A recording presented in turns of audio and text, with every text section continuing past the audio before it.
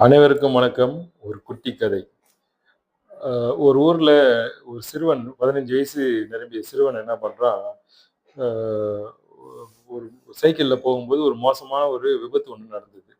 அந்த விபத்துல என்ன ஆகுது, அவனோட இடது கை வந்து இழந்துடுறான்.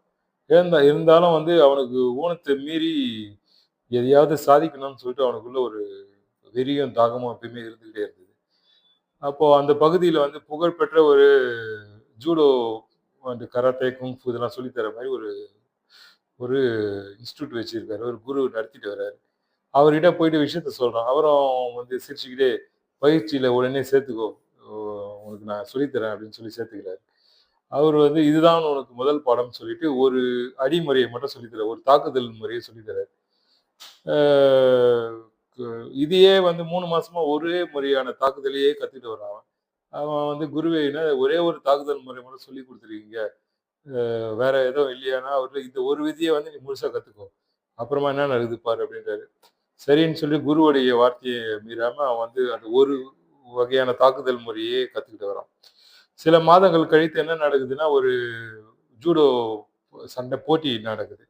அந்த போட்டியில வந்து பார்த்தீங்கன்னா, இவன வந்து சண்டையில அவரு இறக்கி விடுறாரு. வந்தவுடனே எல்லாரையும் ஒரே ரவுண்ட்ல அடிச்சு காலி பண்றான். இந்த பையன், ஒரு கை இழந்த பையன். அவனுக்கே பிரமிப்பா இருந்தது. என்னடா இது நம்போ எல்லாரையும் அடிச்சு காலி பண்றோம் அப்படின்னு. 3வது சுத்துல பார்த்தீங்கன்னா, ஒரு புகழ்பெற்ற ஒரு வீரன் வர்றாரு. இன்டர்நேஷனல் பிளேயர் வர்றாரு. அவரு கூட வரும்போது ஆரம்பத்துல அ செம்ம அடி வாங்குறான். இருந்தாலும் தன்னம்பிக்கையோட அந்த அடிமுறையே ஃபாலோ பண்ணி அடிக்கிறான். ஜெயிச்சிர்றான். கடைசியா ஃபைனல் ரவுண்ட் வரும்போது பார்த்தீங்கன்னா, இன்டர்நேஷனல் சாம்பியன் பையன ஒருத்தர இறக்குறாங்க. அ அந்த பையன்கிட்ட வந்து இவன் மோசமா அடி வாங்குறான். எல்லா பார்வையாளர்கள் என்ன சொல்றாங்க, "கண்டிப்பா இவன் தோத்துருவான். இவ்ளோ அடி வாங்குறானே!" அப்படின்னு சொல்லிட்டு இதுவாயிட்டு இருக்கு. சரி கு அந்த பார்வையாளர்லாம் சொல்றாங்க, "அந்த பையன் இவ்வளோ மோசமா அடி வாங்குறான். போட்டிய நிறுத்திருங்க. இவன எப்படியாவது காப்பாத்துங்க. அட்லீஸ்ட் உயிரோடயாவது இருப்பானே!" அப்படின்னு சொல்லி. அப்போ அந்த குரு சொல்றாரு, "கண்டிப்பா இவன் தான் ஜெயிப்பான். அ நீங்க வேணா பாருங்க" அப்படின்னு சொன்னோனே, கடைசியில பார்த்தீங்கன்னா, அ அந்த பு அ இன்டர்நேஷனல் பிளேயர் வரான் இல்லையா? இவன் வந்து ஒரு கை இல்லாதவன் தானே.